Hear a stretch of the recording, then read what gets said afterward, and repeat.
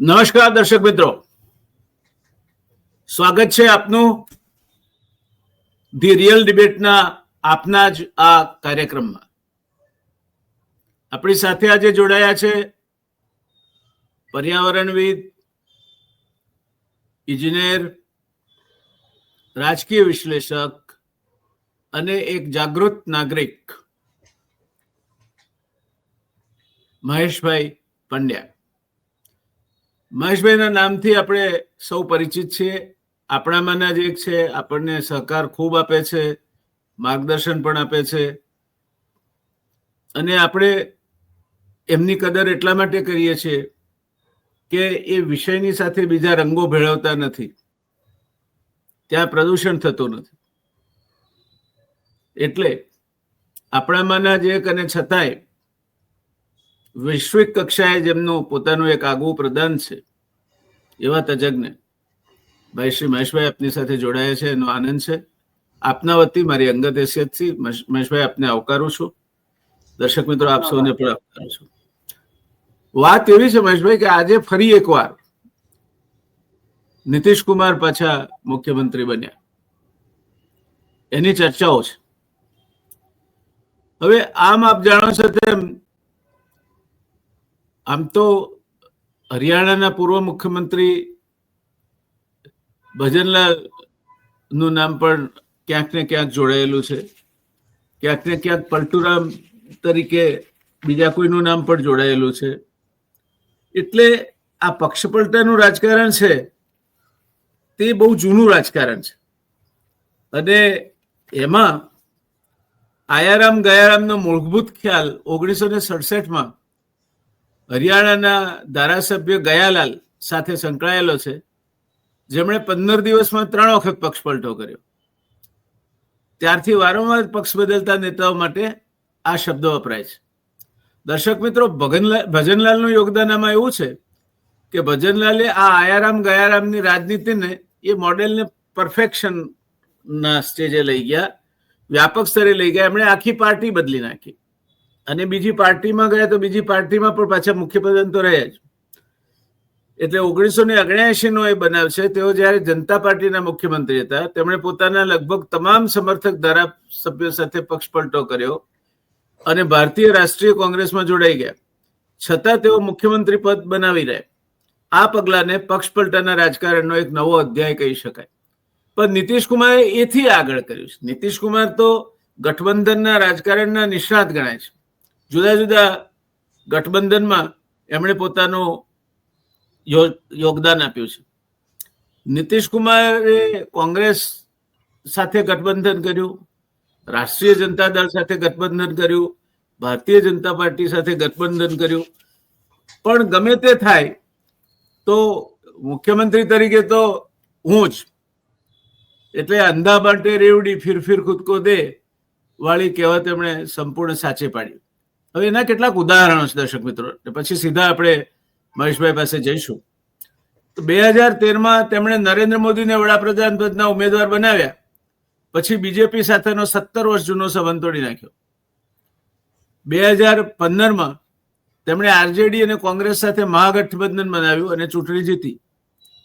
2017માં માત્ર 2 વર્ષમાં તેમણે આરજેડી સાથેનો સંબંધ તોડીને ફરીથી બીજેપીના નેતૃત્વ હેઠળના એનડીએમાં જોડાયા અને મુખ્યમંત્રી પદ જાળવી રાખ્યું. 2022માં તેમણે ફરી એકવાર બીજેપી સાથેનો સંબંધ તોડીને આરજેડી કોંગ્રેસ સાથે મહાગઠબંધનમાં પાછા ફર્યા. 2024માં લોકસભા ચૂંટણી પહેલા તેઓ ફરી મહાગઠબંધન છોડીને એનડીએ બીજેપીમાં પાછા ફર્યા અને મુખ્યમંત્રી પદે ચાલુ રહ્યા. નીતિશ કુમારનું લક્ષ્ય છે, મેં કહ્યું, એમણે ભજનલાલ ઉપર ઇમ્પ્રુવમેન્ટ એ કહ્યું કે આખું ગઠબંધન જ બદલે છે. એ જ્યાં જાય તેમનું ગઠબંધન પલટો મારીને સાથે જાય, મુખ્યમંત્રી એ રે. આ એમની વિશેષતા છે. એટલે 3 પ્રકારના વેપારી હોય. એક સાવ ડબલા ડુબલી લઈને બેસતો સાવ છેવાડાનો કેબિન વાળો વેપારી, બીજો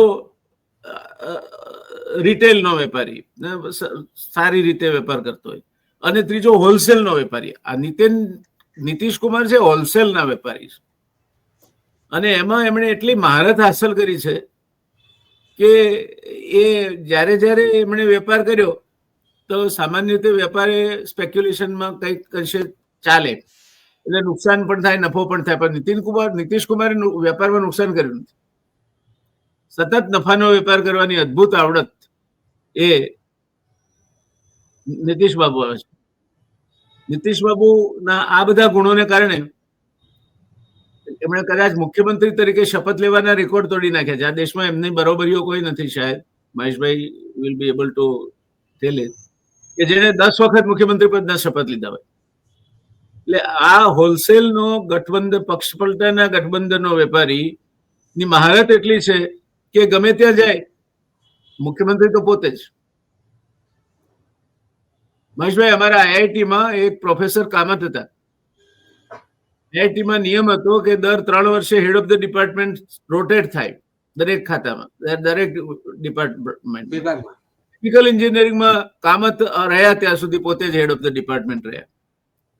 અને પેલું બ્રેઇન ટ્રસ્ટ થાય એમાં કોઈકે પ્રશ્ન પૂછ્યો એમને કે why are you not implementing this rotation policy? ત્યારે એમણે બહુ સરસ જવાબ આપ્યો હતો કે I don't believe in rotating around myself. મને લાગે છે કામતનો નીતિશ કુમારમાં પ્રવેશી ગયો લાગે છે.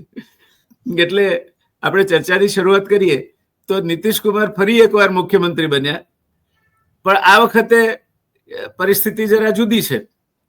તો એ બન્યા એ સંયોગો અને આગળનું આપને શું કહેવું છે?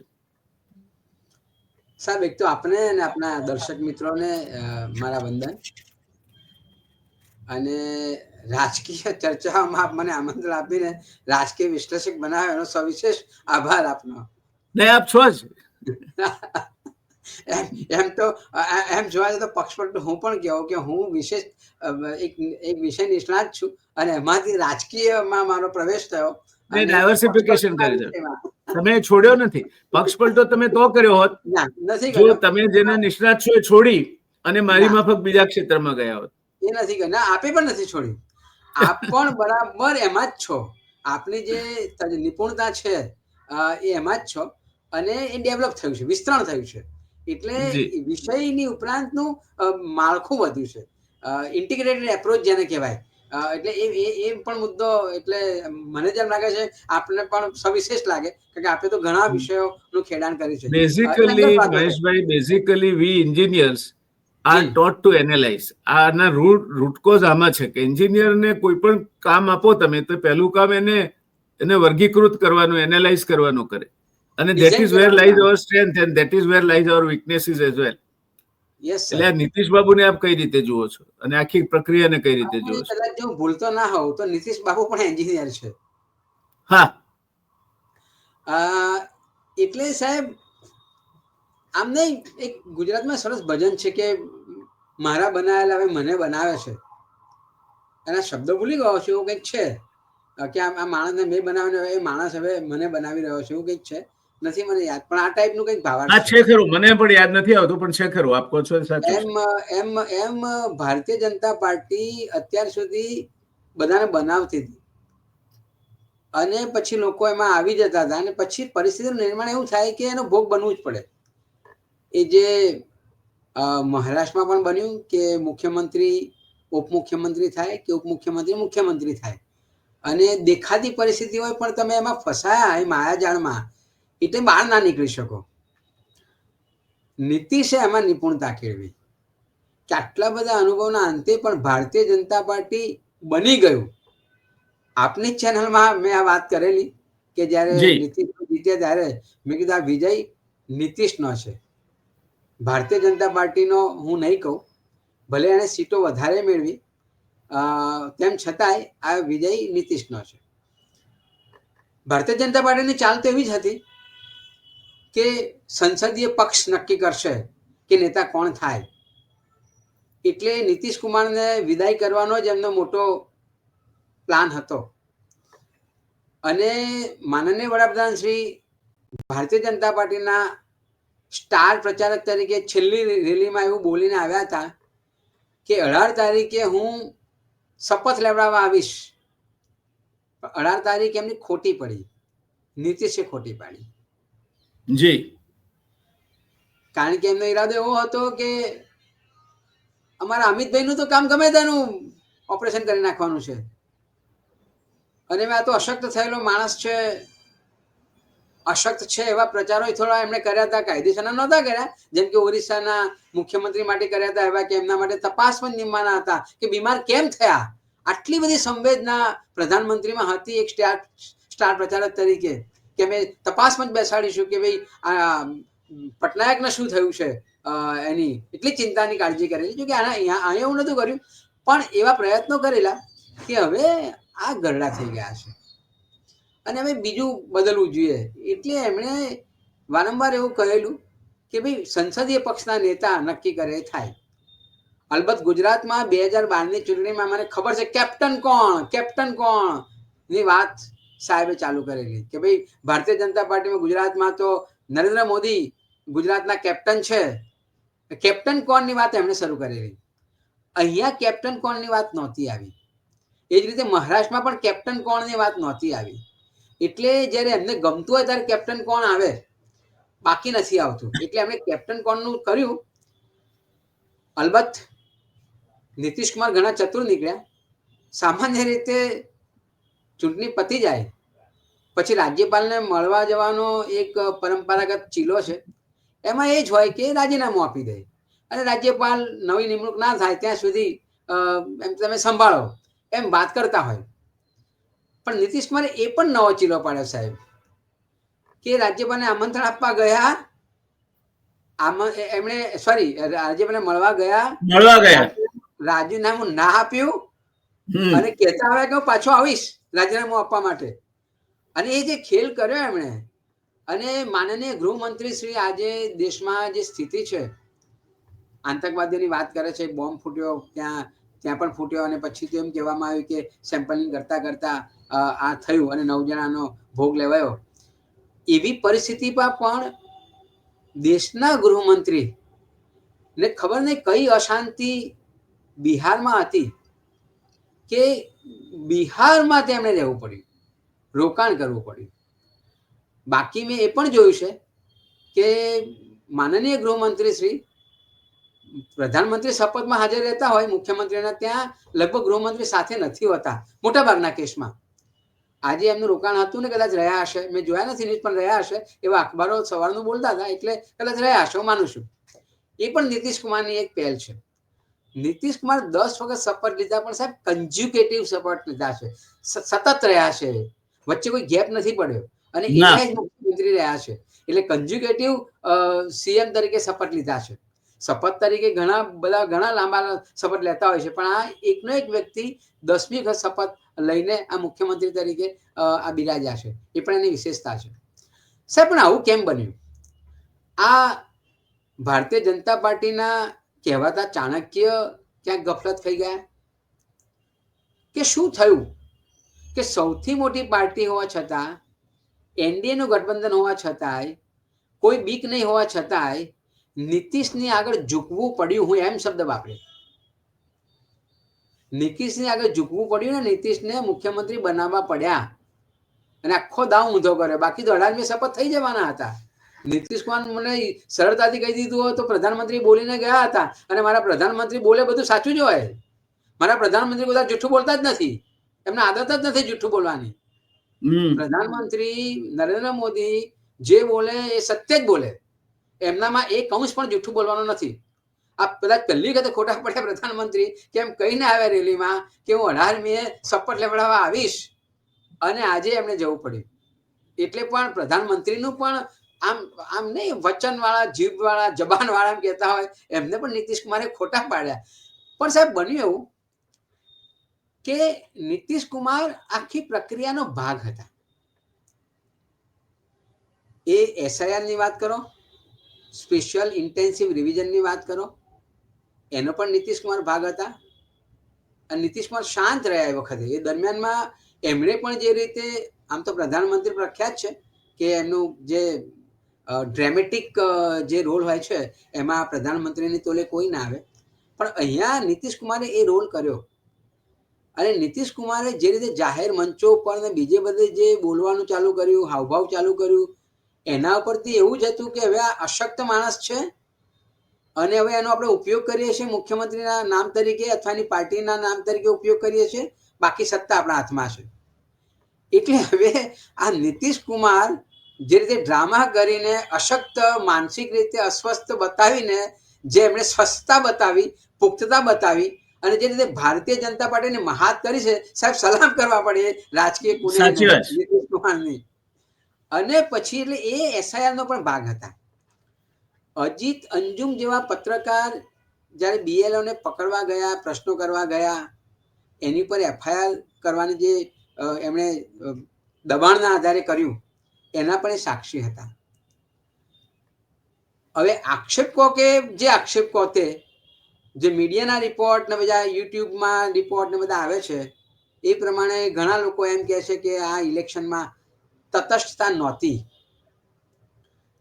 એના પણ તજના સાક્ષી અથવા તો ભાગીદાર એ નીતિશ કુમાર હતા.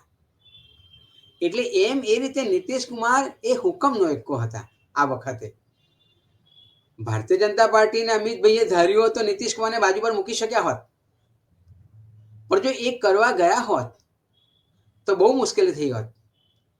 એ જે રીતે ઉપરાષ્ટ્રપતિ ધનખડને બાજુ પર બેસાડી દીધા અને મૌન બાબા બનાવી દીધા, નીતિશ કુમાર એમાંના એક નહોતા. કારણ કે અલ્ટિમેટલી એ જયપ્રકાશ નારાયણના શિષ્ય હતા અને બિહારમાંથી આવે છે. એટલે જે ધનખડે જે રીતે વેઠ્યું, સહન કર્યું, એક બોલકો માણસ, સતત બબડાટ કરતો માણસ શાંત થઈ ગયો, એવું નીતિશ કુમાર ના બની હોત. અને કદાચ નીતિશ કુમાર એવું પણ કહી શક્યા હોત કે ભાઈ મારી માનસિક સ્થિતિ હમણાં બરાબર નથી, એટલા બધી ગરબડ ને બબાલ થઈ, અને એમ કહીને પણ લાભ લીધો હોત. એટલે એ તમામ પરિસ્થિતિઓ નીતિશ કુમાર જાણતા હતા. એટલે માનો કે નીતિશ કુમારને એમને બાજુમાં બેસાડી દીધા હોત તો પક્ષ તૂટેવો તો નહોતો, કારણ કે બધાની ફાઇલો તૈયાર હોય છે. ઈડી, આઈટી, CBI આ બધું તૈયાર સ્ટેન્ડ બાય હોય છે. એટલે ઇમરજન્સી સર્વિસમાં બેઠું હોય છે કે આદેશ થાય ને પાલન કરવું. આ સ્થિતિ તૈયાર છે. એટલે ભલભલા ઝૂકી જાય છે, મહાત થઈ જાય છે, શરણે આવી જાય છે. નીતિશ કુમાર એમાં આવ્યા નહીં. અને નીતિશ કુમારની એ જ બીક હતી કે જો આમને નહીં બનાવીએ અને થોડી ઘણી બબડાટ કરશે અને થોડો ઘણો મુદ્દો બહાર આપી દેશે તો પ્રચંડ ધડાકો થશે. આ બહુ જ મોટી બીક નીતિશ કુમારમાં એમને દેખાઈ. બીજું, અત્યારે નીતિશ કુમારને જો એમણે તોડ્યા હોત અથવા ના કર્યા હોત તો સાવ એવું તો નથી કે ભાઈ બધા સભ્યો ખરીદી જાય. આજે પણ બિહારમાં તમે જુઓ તો એકમાત્ર નેતા તરીકે જો કોઈ ગણતું હોય, તેજસ્વીને ચોક્કસ છે ને ના નથી, એના પર ચોક્કસ વોટ છે. સૌથી વધુ વોટ મેળવનાર પક્ષ એ તેજસ્વીનો પક્ષ છે, રાષ્ટ્રીય જનતા દળ. બીજા નંબરે ભારતીય જનતા પાર્ટી આવે છે, ત્રીજા નંબરે નીતિશ કુમાર આવે છે. પણ નીતિશ કુમાર જો નીકળી જાય તો પછી મોટી પ્રશ્નો ઊભા થાય એવી શક્યતાઓ હતી. એટલે નીતિશ કુમારને જો હટાવીને ભારતીય જનતા પાર્ટીના મુખ્યમંત્રી બનાવ્યા હોત તો કદાચ ત્યાંની પ્રજાએ ના સ્વીકારી હોત. અને એમના જે ગયા જે MLAs કે MP છે એમને પણ ના સ્વીકારી હોત. ભલે 2-3 એમ કહેવાતું હતું, એવી બીક પણ હતી કે ત્યાં તો એક માણસ છે એ નીતિશ કુમારની જોડે છે પણ એક પગ એનો ભારતીય જનતા પાર્ટીમાં બીજો અહીંયા હતો. પણ નીતિશ કુમાર એટલા કાચા નહોતા. એટલે નીતિશ કુમારે આયોજન કરેલું કે ના થાય તો શું કરવું, અને એનાથી સુપેરે ભારતીય જનતા પાર્ટી જાણતું હતું. હવે કદાચ એવું બને કે નીતિશ કુમાર મુખ્યમંત્રી થયા પછી એમની ચાલ રમે ને કેટલાકને ફસાવે અને પછી એમને કાઢી મૂકે. પણ હવે હું એવું નથી માનતો કે હવે નીતિશ કુમારને પણ ખબર છે કે જો મને ઘેર બેસાડ છે મુખ્યમંત્રી તરીકે તો મારી પર કેવા એક્શન લેવાશે.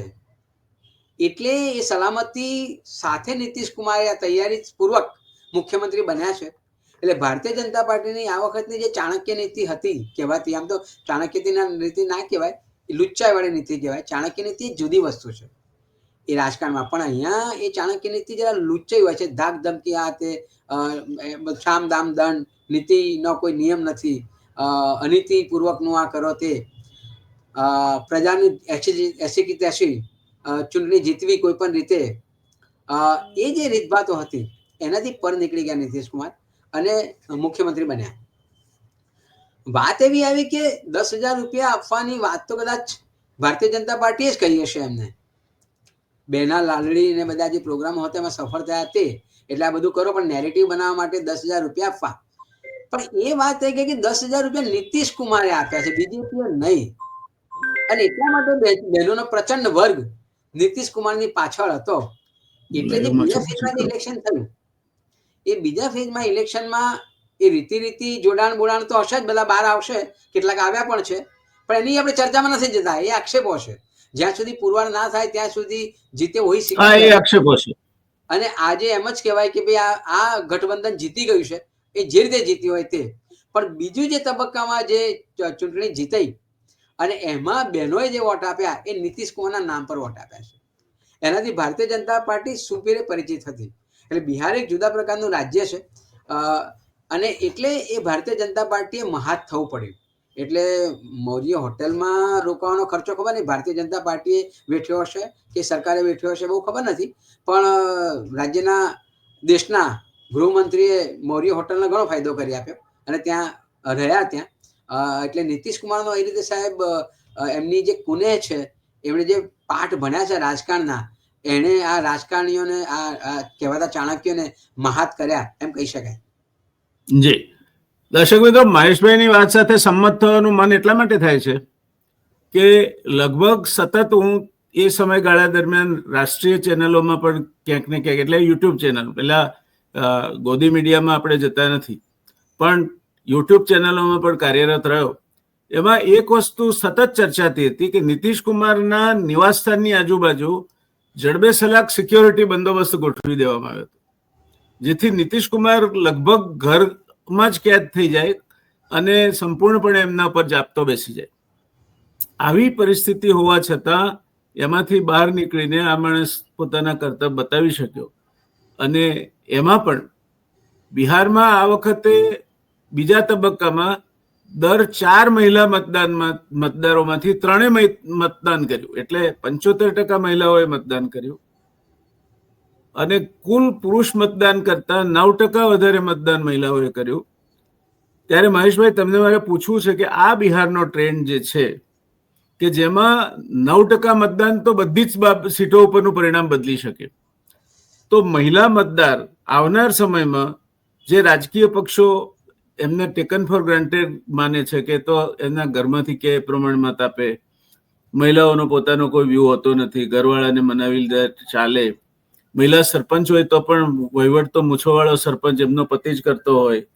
એટલે એ પરિસ્થિતિમાં આ જે આખું ઘટના બની, એ ઘટના પાછળના કારણો મને લાગે છે કે આપણે સમજવા હોય તો એનું દેશના પરિપ્રેક્ષ્યમાં શું ગણી શકાય.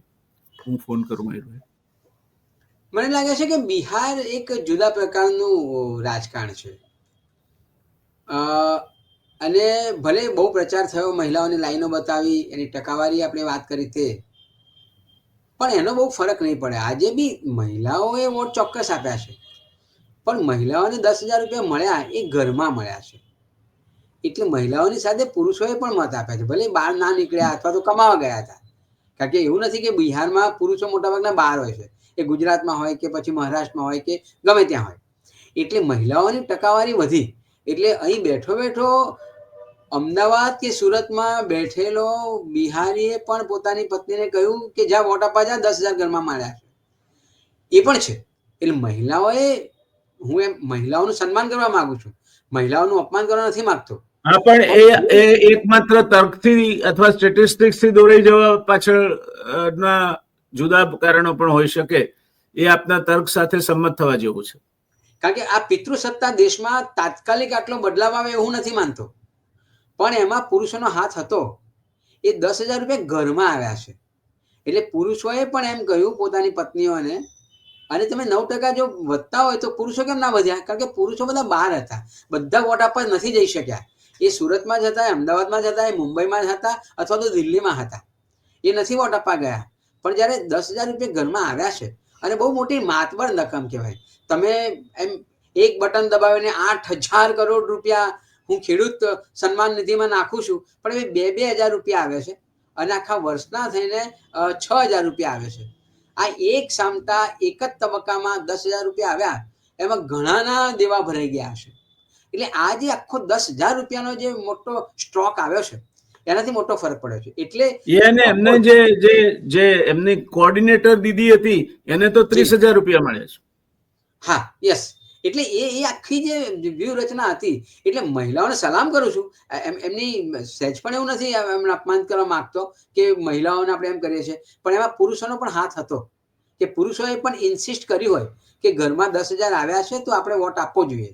અને એક આપણી એક પરંપરા રહી છે કે ભાઈ જેનું અન્ન ખાધું હોય એનું આપણે નમક હરામ ના થઈએ, એક હોય છે. એટલે એ લોકો પછી લાંચના રૂપમાં કે ભ્રષ્ટાચારના રૂપમાં કે લાંબુ નથી વિચારતા કે ભાઈ 10,000 આપણા ખાતામાં નાખી દીધા છે તો આપણે એના વફાદાર રહેવું જોઈએ.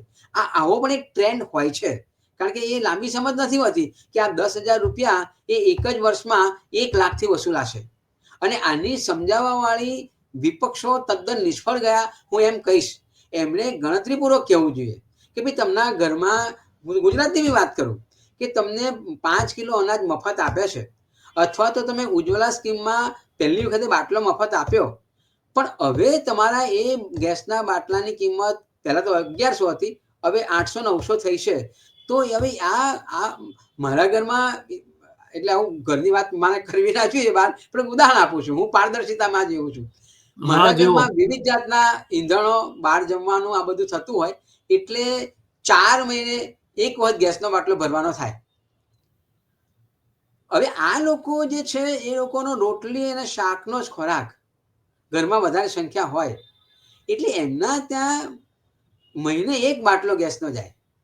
હવે 800 રૂપિયા ગેસના બાટલાના કેવી રીતે પરવડે?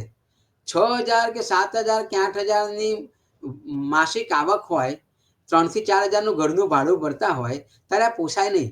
પણ આ સમજ નથી. એટલે 5 કિલો અનાજ આપે છે એમાં ખુશ થઈ જાય છે. એટલે 5 કિલો અનાજની સામે કેટલું પાછું મેળવે છે એનો હિસાબ નથી. અને વિપક્ષો તદ્દન નિષ્ફળ છે આ સાદી ભાષામાં ગણતરી કરવામાં.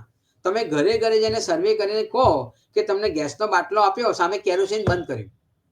કેરોસીન બંધ કર્યું, ગેસનો બાટલો તમે ફિલ નથી કરી શકતા, એટલે તમારે કાળા બજારથી કંઈક બીજી વ્યવસ્થાઓ કરવી પડે છે, કેરોસીન લાવવું પડે છે. અને તમે તમારી આ ઉજ્જવલા સ્કીમના લીધે તમે મોંઘવારીનો ભોગ બન્યા છો. તમે પેલી બહેનો મારી આંખ આવે છે અને પેલું પાણી પડે છે એનાથી દૂર કરવી છે, પણ એ બહેનો અત્યારે કેરોસીન બંધ થયું સાહેબ એટલે પ્લાસ્ટિક સળગાવે છે. કારણ કે લાકડા સળગાવવા માટે 2 કે 3 ટીમ્પા કેરોસીનના નાખો, પછી દિવાળી તમે દિવાસળી પેટાવો તો એ ચૂલો સળગે.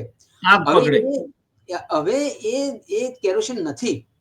એટલે આ મારી બહેનો કે મારી માતાઓ કે જે આંખોમાંથી પાણી આવતા હતા, એનું આ મારાથી સહન થતું નહોતું, એટલા માટે ઉજ્જવલા સ્કીમ આવી અને ફોટા હતા ચારે બાજુ પેટ્રોલ પંપ પર, એ બહેનોએ આજે પ્લાસ્ટિક બાળવું પડે છે. અને પ્લાસ્ટિકમાં ટોક્સિન હોય, અને એ જે નુકસાન કરે છે એ કદાચ લાકડાનો ધુમાડો એટલું નુકસાન નહોતું કરતો. કરે છે. હવે આ સાદી ભાષાઓ તમે નહીં સમજાવો તો નહીં સમજાય. તમે એક બટન દબાવીને ખેડૂતોના ખાતામાં સીધા 8,000 કરોડ રૂપિયા દેશમાં આપી દીધા, પણ એની સામે બીજું ખેડૂતોનું કેટલું લઈ લીધું. આ સાદી ભાષામાં ગણતરી જો તમે કરવામાં આવ્યો તો આ આપણા મતદારો કે નાગરિકો સાવ બેવફૂક તો નથી જ, પણ એને સમજાવવું પડે. અને એ જે ભાષા ના સમજાઈ અને એના લીધે પણ આ બિહારમાં આ 10,000 રૂપિયા એ મોટું કામ કરી ગયા. બીજા બધા પ્રયત્નો તો હતા જ, પણ નેરેટિવ બનાવવા માટે અને વાસ્તવિક વોટ લાવવા માટે પણ 10,000 રૂપિયા મહત્વનું કામ કર્યું છે. એટલે આપણે બે મુદ્દે સંમત થઈએ. એક નીતિશ કુમારની છાપ સુશાસન બાબુ તરીકેની, એને જે બિજલી પાણી સડક આપ્યું, સાયકલ આપી, સિક્યોરિટી આપી, અને બીજું આ 10,000 રૂપિયા, આ બે મહિલા મત ના સાથે જોડી શકાય, પણ માત્ર મહિલા મત જ આ રીતે સ્વિંગ થઈ ગયો એ કેવું ઉચિત નથી. એના પાછળના કારણો ઘણા જટિલ છે, કોમ્પ્લેક્સ છે, અને કોઈ એક કારણ સાથે જોડીને કોઈ એક તર્ક કાઢી શકાય નહીં. તો છેલ્લો પ્રશ્ન મહેશભાઈ, કે નીતિશ બાબુ ઉર્ફે ગઠબંધન પલટુ એ પાછા મુખ્યમંત્રી તો બન્યા છે. હવે શું? હવે આખો 5 વર્ષ એક જ જગ્યાએ રહીને પૂરા કરશે, જે એમના ફિતરતમાં નથી. વચ્ચે એમને કાઢી મૂકવામાં આવશે, જે ચોક્કસ રીતે ભારતીય જનતા પાર્ટીની ફિતરતમાં છે. અથવા એમના નાદુરસ્ત તબિયત અથવા અન્ય કારણોસર એમને ક્ષેત્ર સંન્યાસ લેવો પડશે 5 વર્ષ પૂરા થતા પહેલા. આ ત્રણમાંથી શું થવાની શક્યતાઓ આપ જુઓ છો? આમાં નીતિશ બાબુનો હાથ ઊંચો જ રહેવાનો. એમની જો ખરેખર નાદુરસ્ત તબિયત હોય તો એ કદાચ સ્વૈચ્છિક રીતે નિવૃત્ત થાય, પણ એમને બીક છે કે હું જો સ્વૈચ્છિક નિવૃત્ત થઈશ તો આ ભારતીય જનતા પાર્ટી ચોક્કસ એમને જેલમાં ધકેલશે કોઈને કોઈ આક્ષેપથી. એટલે બરાબર સલામતી લઈને બરાબર પ્રાવધાન ગોઠવીને એ નિવૃત્તિ પણ લે. એટલે અહીંયા ભારતીય જનતા પાર્ટી સતત દબાણમાં રહેશે નીતિશ કુમારથી. અત્યાર સુધી એવું બનતું હતું કે બધા નેતાઓ ભારતીય જનતા પાર્ટીના દબાણમાં રહેતા હતા. અહીંયા નીતિશ બાબુએ આખી જુદી પરિપ્રેક્ષ આપ્યો છે અને એમના દબાણમાં ભારતીય જનતા પાર્ટી રહેવાની, કારણ કે એમને ત્યાં ગઠબંધનની પણ જરૂર છે, 240 સીટ છે. એટલે ચંદ્રબાબુ નાયડુ અને નીતિશ કુમાર આ બંને જણા અત્યારે જે રીતે દબાવી રહ્યા છે, અને એટલે પહેલા એમ લાગતું હતું કે બિહાર જીત્યા પછી એકદમ સલામત થઈ જશે આ કેન્દ્રની સરકાર અને હવે નિશ્ચિંત થઈ જશે, એવું નથી. નીતિશ કુમારે એવું ઉદાહરણ આપ્યું છે કે ભાઈ તમારી સરકાર ગઠબંધનની બનાવી પણ હાથ તો અમારો જ ઊંચો છે.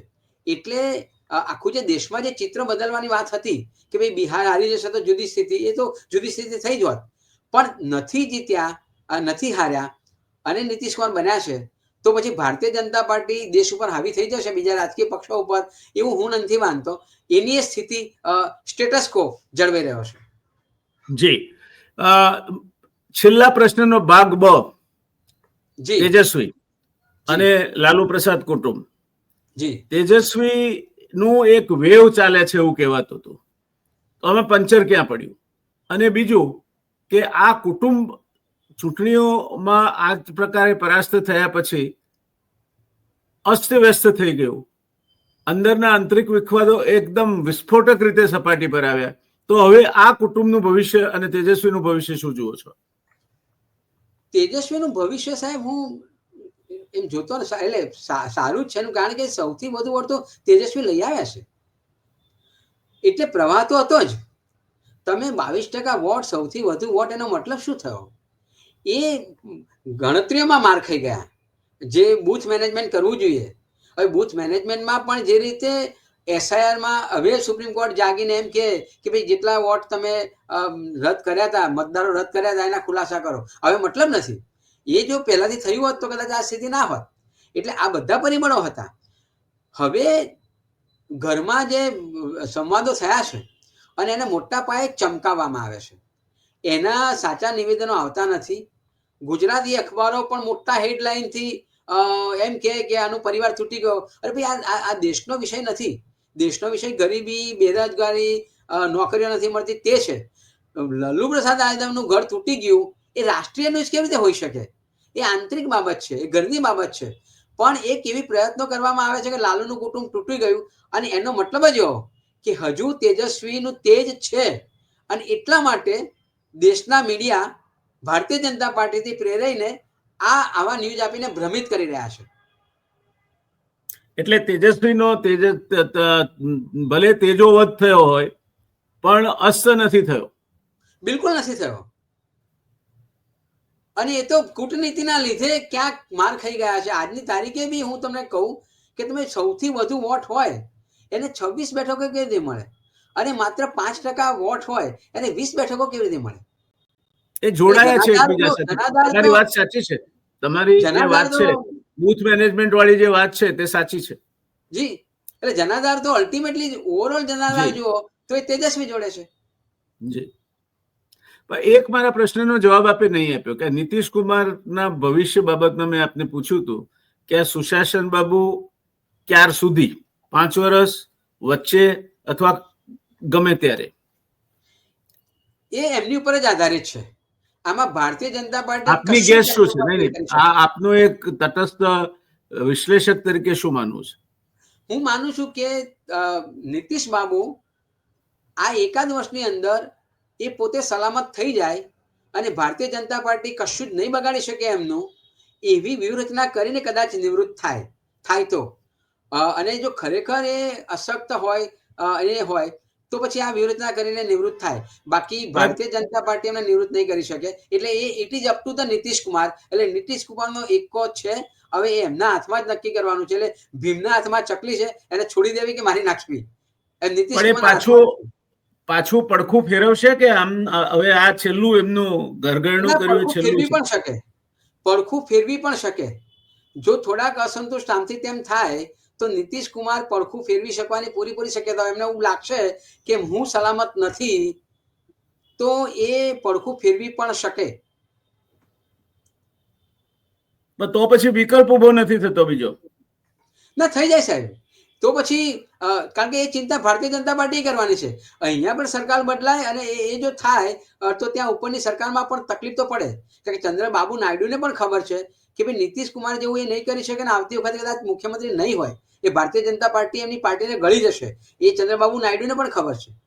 અને એટલા માટે ભારતીય જનતા પાર્ટી જો એમ સમજતી હોય કે કદાચ નીતિશ કુમાર નીકળી જશે તો પછી મમતા બેનર્જી તો છે જ ને, અથવા તો બીજી પાર્ટીઓ છે જ ને. પણ એવું નથી. હવે એ લોકોને પણ ખબર છે કે ભાઈ અમે સલામત નથી.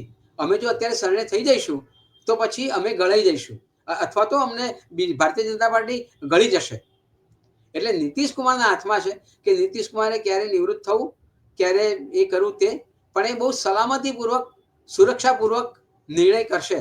એટલે હું પ્રિડિક્શન કરું એ બરાબર નથી. જી ધન્યવાદ. દર્શક મિત્રો, ખૂબ રસપ્રદ ચર્ચા જામી. એક વસ્તુ તો સ્પષ્ટ થાય છે કે નીતિશ કુમાર એ શતરંજના એક એવા ખેલાડી છે જે ક્યારે ક્યાં કોને શે આપવી, કોને માત આપવી એ બહુ સારી રીતે સમજે છે. અને આમાં પણ નીતિશ કુમારનો હાથ ઉપર રહ્યો છે. ભારતીય જનતા પાર્ટી પોતાનું ધાર્યું કરાવવામાં, પોતાના મુખ્યમંત્રી મૂકવામાં, 18મી તારીખે શપથવિધિ કરાવવામાં નિષ્ફળ ગઈ છે. એટલે તેટલા અંશે નીતિશ કુમાર એ વધારે હોશિયાર પુરવાર થયા છે. અને એમની જે ચાલ છે એ હું ચાણક્ય ચાલ નહીં કહું, પણ શકુની ચાલ ચોક્કસ સફળ થઈ છે. કારણ કે પાસાનો અઠંગ ખેલાડી શકુની હતો, ચાણક્ય નહોતો. Chanakya was not a speculator. Chanakya was a different class intellectual committed to the રાષ્ટ્રવાદ. એટલે એ અને શકુની બેમાં નીતિશ કુમારનું જે વલણ છે, વર્તન છે, એ આપણા ગાંધારી નરેશ શકુનીને વધારે અનુકૂળ આવે તેવું છે. અને એ શકુની ચાલમાં એમણે બીજેપીના ચાણક્યને માત કર્યા છે હાલ પૂરતા. તો એમ કેવું એ અતિશયોક્તિ નહીં ગણાય એવું લાગે છે. સમય આવે બધું પરખાશે. આપણે આજે તો આટલે જ અટકીએ, કારણ કે હજુ આજે જ નીતિશ કુમારે ફરી એકવાર ગઠબંધનના વડા તરીકે, મુખ્યમંત્રી તરીકે શપથ લીધા છે. ત્યારે આપણે પ્રજાહિતમાં બિહારના જે કોઈ મુખ્યમંત્રી આવે, જે કોઈ સરકાર આવે, એ બિહારનું કલ્યાણ, ગરીબોનું કલ્યાણ અને રાષ્ટ્રનું કલ્યાણ કરવાના માર્ગે આગળ વધે, સૌનું કુશળ થાય, સૌનું ક્ષેમ કુશળ વર્તાઈ રહે, સૌ સુખી થાય અને કોઈ કલહમાં આપણે પડીને આપણે ખુશ ના થઈએ કે બાજુ પાડોશીના ઘરમાં આગ લાગી છે તો આપણે તાપી લઈએ. પાડોશીના ઘરમાં જ્યારે આગ લાગે ત્યારે એની ઝાળ આપણને પણ નડતી હોય છે. એટલે લાલુ પ્રસાદના પરિવારમાં જે કંઈ થઈ રહ્યું છે એમની આંતરિક બાબત છે. એને રાષ્ટ્રીય મુદ્દો બનાવવાની જે આખી પેરવી ચાલી છે એ અત્યારના સમયના રાજકારણમાં કેટલા હદ સુધી લોકો નીચા ઉતર્યા છે એક, અને બીજું આપણે કેટલા દ્વેષીલા, દંશીલા અને દ્વેષ બુદ્ધિ બન્યા છીએ એનું આદર્શ ઉદાહરણ છે. કોઈની જે સામાન્ય અંતરંગ જે પોતાના પરિવારની બાબત છે, બાપ દીકરી કે ભાઈ બહેન વચ્ચેના વિવાદની બાબત છે, એમાં જે પડ્યા, કૌરવો અને પાંડવોના ઝઘડામાં પણ જે પડ્યા એ બધા જ હોમાઈ ગયા છે. એટલે આ આંતરિક બાબતોમાં ધુપકો મારનાર પછી દ્રોણગુરુ હોય તો એ હોમાઈ જાય છે, અને ચેદીરાજ પણ હોમાઈ જાય છે, કર્ણ પણ હોમાઈ જાય છે, અને ભીષ્મ પિતામહ પણ હોમાઈ જાય છે. પાંડવોનું સૈન્ય પણ હોમાઈ જાય છે અને કૌરવોનું સૈન્ય પણ હોમાઈ જાય છે. ત્યારે વસુધૈવ કુટુંબકમ જેવી કોઈ ભાવના નથી. અને છેવટે તો જય શ્રી કૃષ્ણ, ઓમ નમો ભગવતે વાસુદેવાય નમઃ, એ જ સાચી વાત છે તેમ સમજીને આપણે ચાલીએ. બિહારનું કલ્યાણી છે. નીતિશ કુમાર અને એમના સાથીઓને શુભકામના પાઠવીએ. સૌનું કલ્યાણ થાય, સૌ સુખી થાય એવી શુભત્વમાં આપણી શક્તિના વિશ્વાસ સાથે આ ચર્ચાને અંત તરફ દોરી જાઉં છું. નમસ્કાર, મળતા રહીશું. ધન્યવાદ મહેશભાઈ, આપે ખૂબ સરસ રીતે ચર્ચા જમાવી તે માટે ધન્યવાદ.